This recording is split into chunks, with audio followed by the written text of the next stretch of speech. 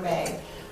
We do want to start with a question on behalf of Tiger Bay and to each of you. Again, 2 minutes on this for each one of you. Would you tell us what you feel like was the most important thing that was addressed or that wasn't addressed in this year's legislative session? Beatrice, would you like to start? Good afternoon.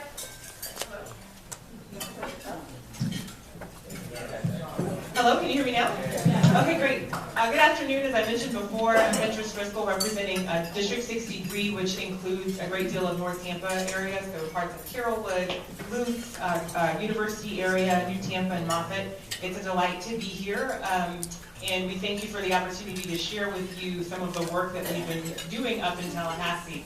So in terms of what I think the most important thing that was addressed, I kind of want to focus on the things that were not. So I'm a big proponent of public education in our public schools. And so in passing our budget, I'm happy to report that we did increase the base student allocation per student by over $200. That's a significant improvement. I was really glad to see that. But where I think that we have fallen short, and it seems to be a trend that is continuing, is just overall funding for our public schools. So what we saw was an expansion of the voucher program, whereas before that program was strictly through tax credits. Now it's coming out of the general allocation dollars. I fully believe that that's unconstitutional. There's a 2006 Supreme Court case, Bush versus Holmes, where the legislature previously tried the same program and it was found unconstitutional because the Florida Constitution requires the legislature to provide adequate funding for a high-quality system and uniform system of public schools. And I believe that this legislation is trying to create almost like a separate but equal kind of situation. So that to me is one of the things that I was disappointed to see, and I think that you will find many advocates on this panel that will continue to fight for our public schools and try to make sure that things are more equitable going forward. Thank you and good afternoon, and I bring you greetings from the constituents, many of you who are members of Senate District 19. Like Spencer said, there was not one Senate Democrat that voted for that private school voucher bill because we thought it was a bad deal. It goes too far. We played a lot of defense this session against some bad things that we couldn't win, but we could speak policy through our amendments, trying to make bad bills better. Unfortunately, they didn't take a lot of our amendments. But I think there were some significant things that happened. Criminal justice reform. We've come a long way in my 10 years in the legislature to move the needle towards more reform. And some of you may remember I've worked on driver's license suspension reform for the last 4 years, and we were able finally to get some reform in that bill that Jeff Brandis and I filed in the Senate. Substance abuse and mental health. As you know, we lost 5,725 Floridians in 1 year, 14 to 16 every day in this state in 2016 alone. I asked the legislature for additional funding. I was able to come away with $6 million that will be spent through the managing entities to help with this opioid crisis, the addiction epidemic that we're involved in Hillsborough County at one point was an epicenter for overdoses and deaths. Lastly, the arts. Some of you will remember that the arts got cut 90% in our budget last year, from $21 million down to $2 million. We were able to restore at least 50% of full funding at, again, $21 million in that. And PolitiFact has not proven me wrong yet, but I don't think there's a senator in the state of Florida that has more theaters, museums, arts in their district than me because of the configuration. Masani, Straz, Tampa Theater, Tampa Museum of the Art, and over in St. Pete, Dolly, Chihuly, Morian. So I'm very proud of the arts funding that we were able to get in the budget. I think it works. When we talk about session, oftentimes we talk about bills, but it's important that we bring home the bacon. What have we done for our community in a budget that is $90 billion? And I'm very proud to say that my name is on the PICO request for $12.5 million to finish up the medical school, Morsani Center, USF. So we're thrilled that that final allocation is in, and I don't know if anyone has driven past that building lately, but it's magnificent, and I can't wait to see it completed. So I'm very happy about that. Disappointment for me this session was that I started a campaign to take put filters in the drinking fountains in schools that were built before 1986, because those schools have lead in the pipes. And I begged and pleaded and went everywhere asking for a hearing. I had one hearing, and in that committee, everyone voted unanimous. But they had a hard time assessing the fiscal on that.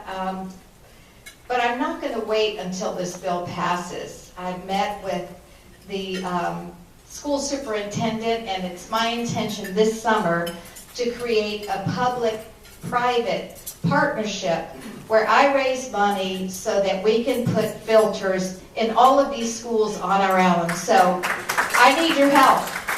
Anyone knows of corporations that want to help, we have started this program. My chief of staff, Jenna Kingree, is around here somewhere, but we are working furiously on this, and we're going to do a major rollout on it. But that's my plan for the summer is, oh, I have 8 seconds left, is to get the lead out.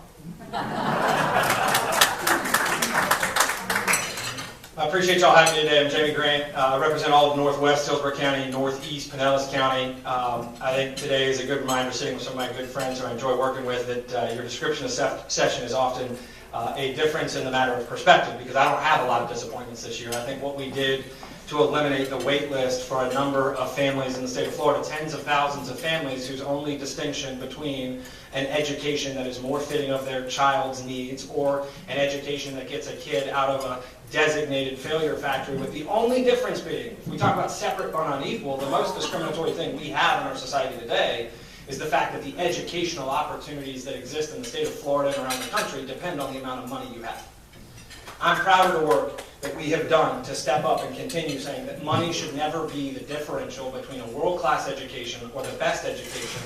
And what we continually find is that, and whether it's education or healthcare across the board, what we find is people say, well, we just need more money to cure it. Nobody steps up and says, this is how much money it takes to eradicate failure factories. This is how much money it takes to eradicate a school-to-prison pipeline. What if we just did the audacious thing to empower parents and families to make the decision that's best for them? We did the same thing in healthcare. The 2 biggest cost drivers in healthcare, anybody who runs a risk pool would tell you. An industry that is 20% of our GDP and rising, every business in America is in the business of healthcare, whether they want to be or not, because premiums, deductibles continue to rise while the network and access continue to reduce. There's 2 drivers.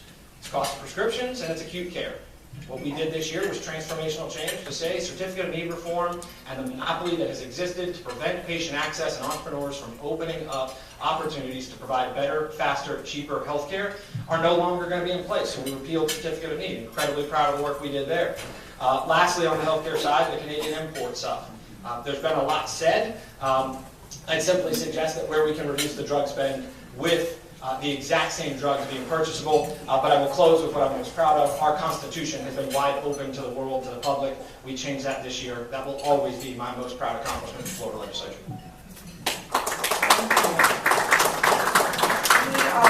Who has a question? Usually I've made eye contact with them. Yes. Introduce yourself, please. Hi, I'm Elizabeth Corwin, and I guess this is really for Representative Bryant. Throughout Florida and Hillsborough County, we've seen recently a number of incidents where guns were accidentally discharged. Here in Hillsborough County, we had a death of a construction worker last week. A couple of times it's happened in public supermarkets. What's the plan for when a gun accidentally discharges in a classroom and students are present, students are injured, students are killed? Yeah, so I guess you're talking about the Guardian program. Yeah, so there's been a lot of misinformation on this. I've got good news for those of you who don't want teachers armed. Nothing in Tallahassee harmed a teacher. Nothing in Tallahassee this year allowed a teacher to electively say, I want to carry. What happened last year with the Guardian program was to say that if a school district chooses to deploy the Guardian program, then they can do it. Here's the basis, and this is something we all have to be sober about. We do a lot of great bipartisan work, but that bipartisan work always starts with truth, with fact. One absolutely indisputable fact is that we continue to send our children to the most statistically dangerous place in America for mass shootings. 98% and growing of mass shootings in America happen in a gun-free zone. What we said in Tallahassee is we should be eradicating the gun-free zones. What a lot of people think that ends up meaning is that we want guns everywhere. And those are not the same thing. What we want is these terrorists who continue to raise their hand through their manifestos, their journals, and the litigation process and say, the reason I went to a gun-free zone was I knew there would be no kickback. So what we did this year was reform and expand the Guardian program in a way that provides greater access only if the school district opts in, and we also funded additional SROs. So nothing in Tallahassee says there's going to be a gun in a school district or a classroom that does not stand up and say, we're tired of gun-free zones being at a 98% clip where mass shootings happen. We want the school districts to make the best decisions for themselves. That's exactly what we've done. Thank you. We do allow for responses as well under the same time limit on questions that were directed specifically to one of our panelists. So, Thank you, Yvonne. And so to address your question, the fact of the matter is that in that bill that passed expanding the Guardian program, there is no plan for what will happen if there's an accidental discharge. And there were many of us who during debate asked those questions. So what will happen? What is the school district's liability going to look like? What should the insurance requirements be? How should these firearms be stored? And the bill answered none of that. And unfortunately, the bill sponsor was not willing to address any of that. So the fact remains that, I happen to not agree with that with arming teachers. The folks that we heard from, or that I heard from, the teachers didn't want it, the parents didn't want it, and the students didn't want it. So I really don't understand what we're doing here. But if we are going to do a bill like that, it needs to be responsible and address those sort of issues, and the legislature simply failed on that front.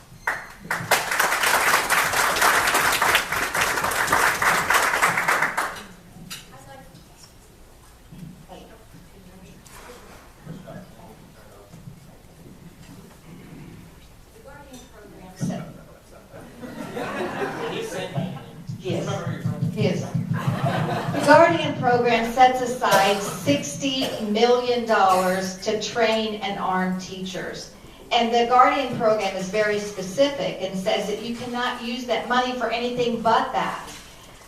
Thank goodness, everyone, make sure that you thank him when you see him. Thank goodness for our sheriff, Chad Chronister, who is not supportive of the Guardian program. And I think the real shame here is that we can't take that money, and a school that doesn't want to arm a teacher, they cannot divert that fund for a resource officer. They cannot divert that fund for fencing if they're in a rural area and they are a school that doesn't have any fencing around it. So I think that the Guardian program needs more flexibility, and that was just impossible to try to push through. sure, Senator? Well, let me just say that I agree with the comments of Senator Cruz and Representative Driscoll. We were all in Tallahassee when those 6,000 kids came. And they asked us to do two things. One said, don't arm our teachers. And the second was ban assault weapons. And they said, why can't you do this? They came with idealism. Certain people tried to put pragmatic realism into them, but they came with idealism. We could have done both, and we failed on that. The thing that Representative Grant is saying is that school districts opt out or opt in, but the whole problem is bringing more guns to a gunfight. Teachers don't want to be armed. They want to teach our children.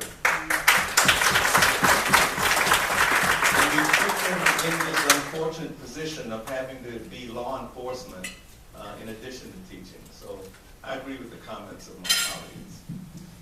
A couple things I'd say. We didn't need to address traditional tort principles. I mean, it would be obnoxious for the Florida legislature to come create a new system of tortious liability. So when we ask the question of, what kind of E&O policy would a district carry, they'd carry an E&O policy that's reflective of risk. And so we shouldn't be managing risk pools in Tallahassee. We've seen what happens when Tallahassee tries to run risk pools. It takes more of your tax dollar. Two, I think people are getting lost here. Everything that we have done in this program came out of the Stoneman Douglas Commission. So if we're going to talk about where recommendations are coming from, these aren't pie-in-the-sky initiatives. These are people who studied and met repeatedly on exactly what happened at Parkland. And then the third thing I would say is never forget the distinction between simply saying there's no more gun-free zones and the presence of guns. Those are not the same thing. And so what we find time and time and time and time again is that these terrorists, and call them what they are terrorists, are coming to our schools as soft targets knowing that there is not going to be any counterforce. If they simply had to wonder whether or not there's a counterforce, we have made our children inherently safer, and we've done that in a way that maintained the opportunity for the school district, the sheriff, to figure out what's right in each community around the state. I'm proud to defend that. Thank you. We're going to move on. Well, we're kind of going to move on, because in talking about Stoneman Douglas, I would like for you to talk a little more about, not the terrorists in the room, because they're not terrorists, they're mentally ill. And we're not addressing the true problem, which is not the guns, but it's the people who end up with the guns, who've lost their mind and decide to show up at a school and shoot up their friends. Let's face it, all of the things that have happened all the way back to 20 years ago are white males with mental illness. Let's address the real problem. So I would like for you to talk about what is it that you're going to do about the 90% of the money that came through for mental illness that we are being forced as a school district to push out into the community. That does not help my students. If students needed services out in the community, they go there. Tell me how you're going to fund school psychologists, guidance counselors, and people to help our kids inside schools.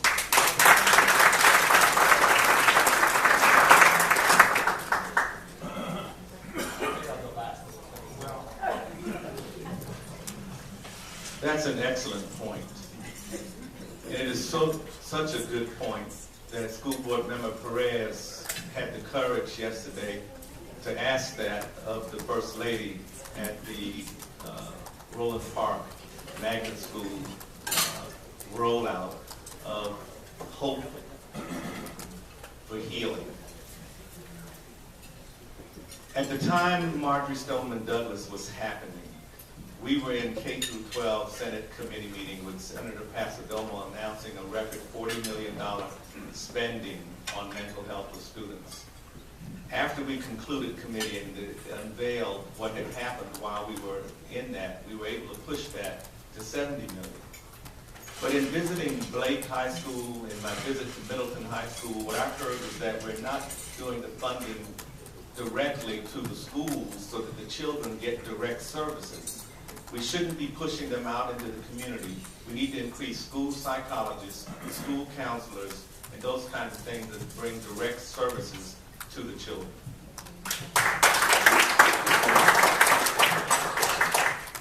If you get into the schools and you talk to teachers and principals, one extreme shortage that they have are guidance counselors. And you know what guidance counselors are doing mostly these days? Administering tests. They're not counseling for anything. I think we have to back up and say the real issue here is funding. We have a terrible teacher shortage. We're not funding our schools.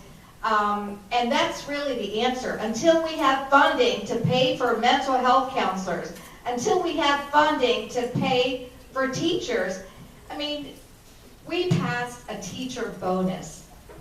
Now, teachers will be happy to receive more money, but guess what? When it's a bonus, it doesn't contribute to their retirement.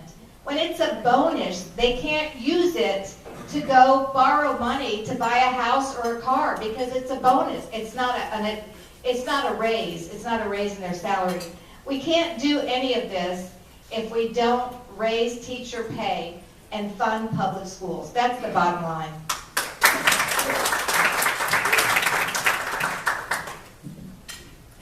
Just you weighing in on this, I didn't know if I just figured, okay, all right, so, thank you for the question, Cindy. I'd say one thing, they're not mutually exclusive. The classification between somebody who's mentally ill and somebody being a terrorist are not mutually exclusive, and I do think that mental illness is one of the most frustrating issues I've confronted in the legislature, because if you handed us $1 trillion right now, we couldn't fix it. We really don't know what we don't know. The science of the brain, the research side, the clinical pathways are really in their infancy. And so we have continued to try and put money and try and do the best, but I think it would be disingenuous for any of us to say that we have the answer on mental health. I think that would be misguided because we don't know even in the academic and clinical world what's happening there. The second thing I'd say is Parkland is a fundamental example of putting hope in government to be all cures. The thing that hit me with Parkland is that if we didn't have the ability to stop Parkland, we don't have the ability to stop anything. You had state, local, and federal law enforcement, education, and healthcare entities involved with everything necessary to say this is a terrorist, mentally ill or not. This young man has raised his head and said, I want to kill people. And we couldn't stop him. I will simply say that, I'll wrap here because I know I'm out of time, and there's a lot that got brought up. Maybe I get 2 minutes because I'm 3 to 1 all day, but kidding aside. No, it's fun. It's fun. These are good friends. The last thing I'd say is government's the only place where we equate the amount of money to your passion or priority around something. Nowhere in your business do you get to walk in and say, hey, do you hate marketing? If you don't hate marketing, why don't you quadruple the spend? Hey, do you hate research and development? If you don't hate it, why don't you raise it tenfold? We never do value calculations in government. And when we talk about education in Florida, I'm not saying we have it all right, but here's a couple things that are indisputable. From organizations like NAEP, Education Weekly, we just got ranked again by U.S. News & World Report the best higher ed system in America. When you look at the gains that have been made in the minority and impoverished community, the only population that competes with Florida's population are kids getting educated in a military institution. When you adjust Florida's demographics, we're number 4 in the country. I'm sorry, we do need to keep moving. Thank you. I know, and then just like 2 seconds on that topic. I mean, money helps.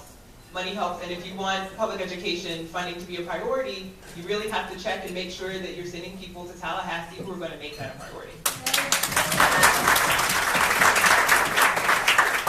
Good afternoon, Alma Gonzalez. I am a member of the Tiger Bay.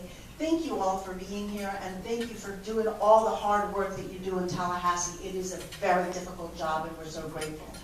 My question has to do with citizens' initiatives. More and more, citizens don't trust y'all. Sorry. So we have more and more citizens' initiatives. And yet folks like you, Mr. Grant, despite the fact that you shaved your face, we still recognize who you are. Folks like you don't seem to, would you agree that your decision to get in the way of Amendment 4 and to change the requirements for petition gathering is in fact the reason why citizens don't trust you? Well, that's a lot for a minute. The short answer is no.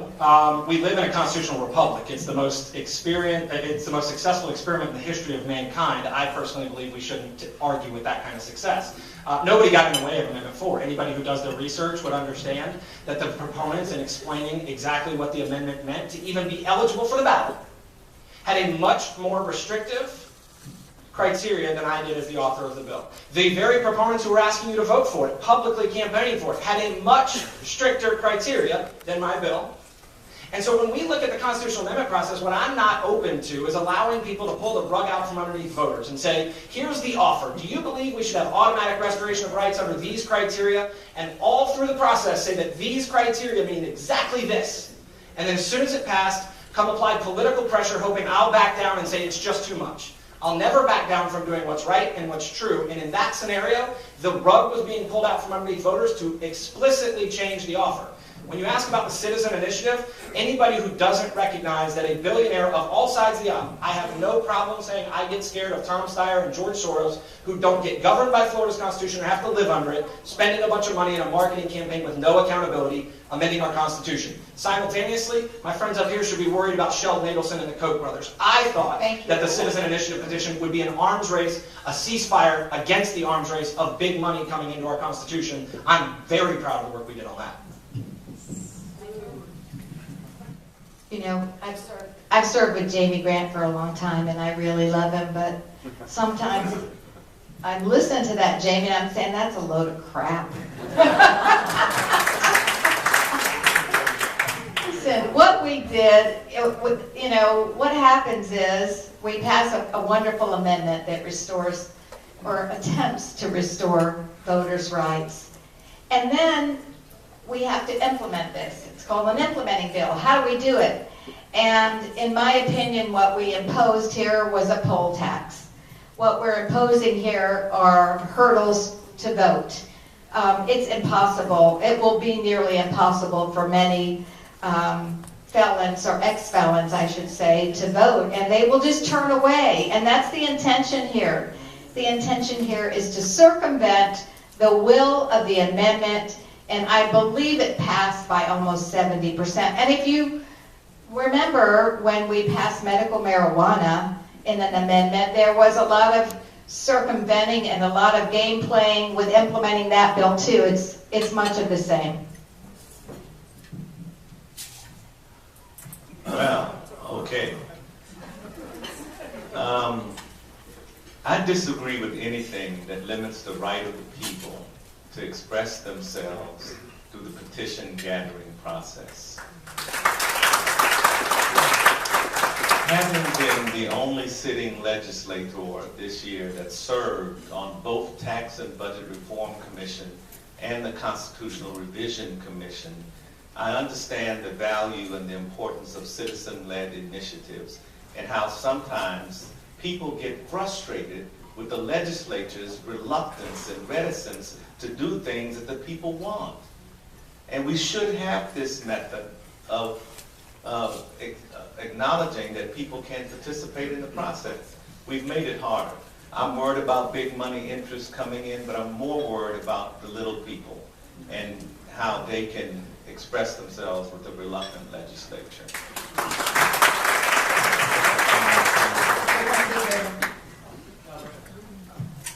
Oh, there you are. It's okay? Okay. Ditto everything that my colleague Senator Rusan said with respect to gathering petitions. With respect to Amendment 4, there was nothing in that amendment, in the text of that amendment, that would require us to have completion of financial obligations in the sentence before voting. There was nothing in the text of the amendment that required that. There's nothing else in the Constitution that would have required that. So please understand that it was a policy choice that the legislature made. Now, you can look back at the testimony that was given before the Supreme Court for Amendment 4, but voters didn't know that when they went to the voting booth. The people that I heard from in my district, and I understand that there are people, other folks may have heard from who felt the other way, but they thought that it was once you served your time, then you're done.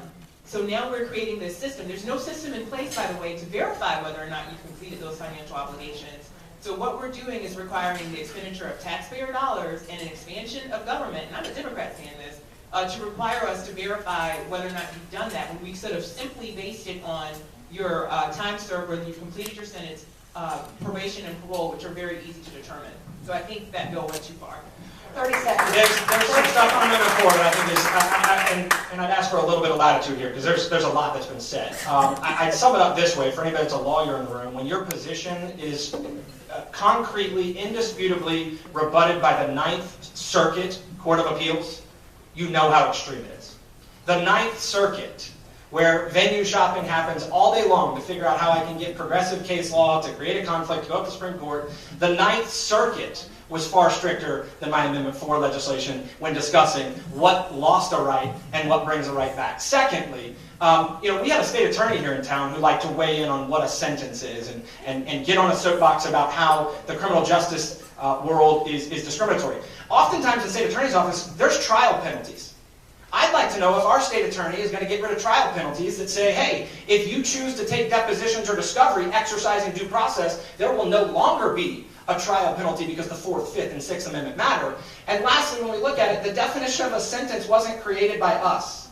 The only components of a sentence are handed out at a sentencing hearing, included in a sentencing document. It wasn't a policy decision. It was just intellectual honesty that said, this is the policy decisions. What we